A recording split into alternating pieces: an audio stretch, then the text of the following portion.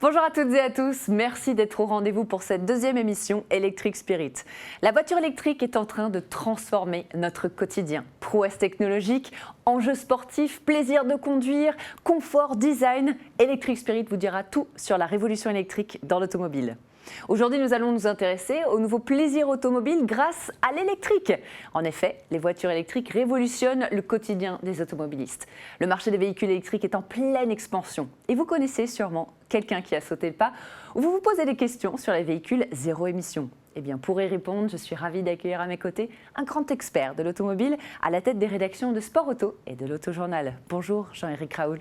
Bonjour Sandy. Vous allez bien ? Très bien, je vous remercie. Merci d'avoir accepté notre invitation. Merci de venir partager avec nous votre expertise de l'automobile, mais aussi votre expertise de l'électrique. Alors ma première question est simple, à qui se destinent les voitures électriques ? D'abord à ceux qui en ont envie, comme pour toutes les voitures. Et cette envie-là, elle se nourrit, on va dire, par une envie d'avant-garde technologique, une envie d'être un peu en avance sur le reste de la population, et aussi une envie d'être en ligne avec ses choix environnementaux, avec de se comporter un tout petit peu en fonction de ses prises de conscience environnementales. Ça, c'est un point important pour les acheteurs de voitures électriques. Et l'électrique, elle se destine aussi au trajet du quotidien. C'est vraiment une voiture qui est parfaite pour les trajets du quotidien, au-delà de la ville, parce qu'on pense souvent à la ville quand on pense électrique, mais en fait, on peut aller bien au-delà de la ville, bien sûr, au-delà du périurbain. Donc, c'est vraiment une voiture pour un usage de tous les jours, et ça marche très, très bien. Et au niveau du design, est-ce qu'elles sont vraiment différentes des voitures thermiques ? C'est un choix, ça dépend des constructeurs, et donc ça dépend aussi des goûts des acheteurs. Ça peut ressembler à des ovnis, il y a des constructeurs qui ont envie que ça klaxonne, on va dire, sur la voiture, que ça marque « ouais, je suis une voiture électrique ». Il y en a d'autres, au contraire, qui veulent favoriser le choix du meilleur design pour le client, et le client le meilleur design pour lui, indépendamment de la motorisation, indépendamment de l'énergie. Chez DS, par exemple, on a un design fort, qui est le design de la marque, mais qui n'est pas lié au fait qu'on ait une voiture électrique. Ça laisse vraiment la liberté de choisir ce design-là. Absolument. Et alors, ça se conduit comment ? Ça se conduit comme une voiture, on n'est pas obligé de repasser son permis, mais vous allez voir qu'en fait, au fur et à mesure, les réactions de la voiture vont chez le conducteur, impliquer une nouvelle façon de se conduire. Alors oui, déjà il y a la simplicité, il y a le silence. La simplicité, il n'y a plus de pédale d'embrayage, il n'y a plus de boîte de vitesse, c'est tout automatique, c'est silencieux. Et il y a aussi, au fur et à mesure, on va finalement se rendre compte qu'on fait un peu de l'éco-conduite sans le vouloir ou sans le savoir, et que c'est pas casse-pied du tout, au contraire, c'est une espèce de petit jeu. Un peu challengeant. Exactement, c'est un petit challenge qu'on se donne à soi-même, parce qu'on va vouloir aller le plus loin possible avec sa batterie. Et puis à côté de ça, il y a quand même aussi tout un aspect fun, tout un aspect, la voiture est ultra réactive, ça réagit très très facilement. L'accélération est bonne aussi. Oui, il y a beaucoup de choses qui, c'est une voiture, mais il se passe des choses différentes d'une voiture thermique. Alors vous êtes fan de sport automobile, c'est mon cas aussi. Le plaisir de conduite dans tout ça ? Alors, il y en a, il est différent d'une voiture de sport thermique, on va dire, où on a du bruit, de la vibration, et où ça participe clairement au plaisir d'une voiture de sport. D'accord. Et là, il y a des accélérations qui sont incroyables, même pour des voitures, on va dire, familiales. On a des accélérations depuis le départ qui sont incroyables. Et on a aussi le positionnement des batteries dans l'architecture de la voiture qui sont très basses, qui permettent d'avoir un centre de gravité très bas. On ne va pas rentrer dans la technique, mais ça facilite l'agilité. Donc la voiture, elle répond vraiment facilement aux gestes du conducteur. Et du coup, quand on est sur une petite route de campagne, en plus là, pour le coup, on ne va pas effrayer les oiseaux, on ne fait pas de bruit. Donc quand on est sur une petite route de campagne, on peut vraiment se faire plaisir à guider la voiture de manière très précise et en profitant de ces accélérations. Alors, en pratique, ça donne quoi ? Réponse en images et en situation avec l'essai du DS3 Crossback E-Tense 100% électrique.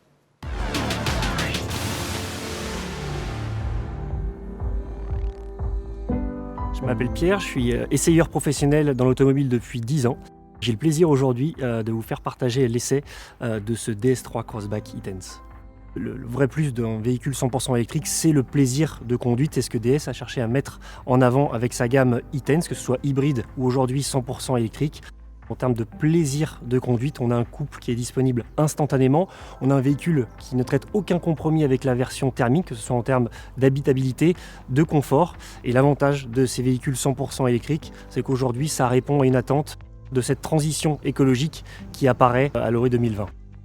Nous avons des véhicules avec des performances quasiment inégalables. C'est le véhicule le plus puissant de sa gamme. Il développe 100 kW, c'est-à-dire 136 chevaux, et un 0 à 100 km/h abattu en moins de 9 secondes. Comparé à des versions thermiques, c'est ce qui se fait de mieux en termes de performance chez DS Automobile. C'est réellement un plaisir quand on est en ville, en milieu urbain, qui est clairement son terrain de jeu.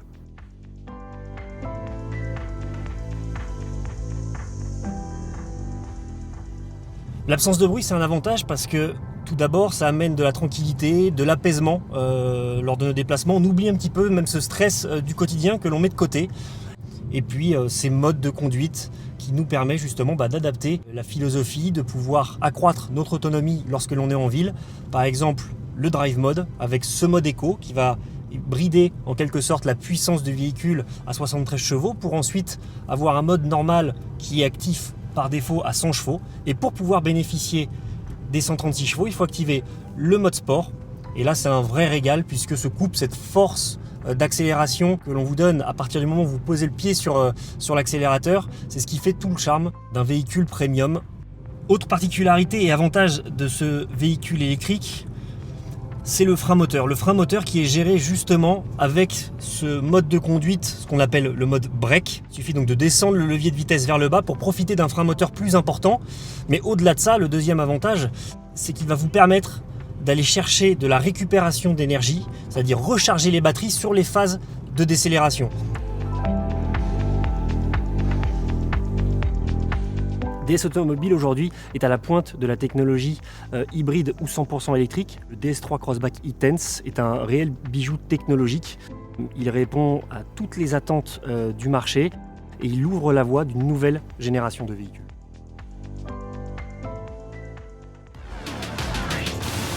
Comme vous l'avez vu, l'utilisation d'un véhicule électrique ne procure pas seulement du plaisir de conduire en ville, mais également à la campagne et sur des routes sinueuses.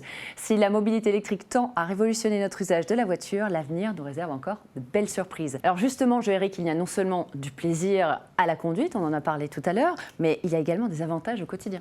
Ah bah clairement, vous avez tous entendu parler des centres-villes qui vont se fermer progressivement aux véhicules thermiques. Là, typiquement, les voitures électriques vont pouvoir continuer à circuler pendant très longtemps en ville. Il y a évidemment le silence de fonctionnement, on en a déjà parlé, mais aussi des possibilités d'avoir du stationnement gratuit dans certaines villes. Ça, c'est quand même vraiment sympa. Et aussi, à l'usage, un entretien qui est beaucoup plus simple et beaucoup moins coûteux que sur une voiture thermique. Il y a aussi un avantage économique et pas des moindres. Quelles sont les économies que je fais en prenant un véhicule électrique ? Alors, la première économie qu'on va voir tout de suite, c'est qu'il y a des incitations de l'État. Donc, on vous aide à payer la voiture, ça c'est une chose. Mais ce qu'il faut vraiment toujours prendre en considération avec une voiture électrique, c'est le coût global de l'usage de la voiture. C'est-à-dire que les pleins sont beaucoup moins chers à distance parcours équivalente, les pleins sont beaucoup moins chers en électrique. Il y a moins de révision, il n'y a pas de vidange, il n'y a pas de courroie de distribution, on use beaucoup moins les freins. Il y a tout un tas de choses qui font que globalement, la voiture, facture à la fin de l'année, enfin, à la fin de l'année ou à la fin, la période d'utilisation de la voiture, elle est plus faible que pour une voiture thermique. D'accord. Alors, quel est l'avenir de l'automobile électrique ? Quelles sont les prochaines étapes de cette évolution ? Les prochaines étapes, en fait, c'est la voiture électrique va se répandre de plus en plus. Il y a des enjeux environnementaux qui vont pousser vers, on va dire, la généralisation des véhicules électrifiés et électriques. L'autonomie pour les voitures va aussi pouvoir augmenter au fur et à mesure. Et en même temps, on va avoir plus de densité de bornes de recharge. Donc globalement, le chemin, la trajectoire, elle est globalement positive pour les voitures électriques. D'accord. Merci beaucoup, en tout cas, Jean-Éric, d'avoir été mon invité en plateau. Grâce à vous, nous avons compris que la voiture électrique a de beaux jours devant elle et qu'elle n'impose aucun compromis entre environnement et plaisir de conduire. On se retrouve bientôt pour un nouveau numéro d'Electric Spirit.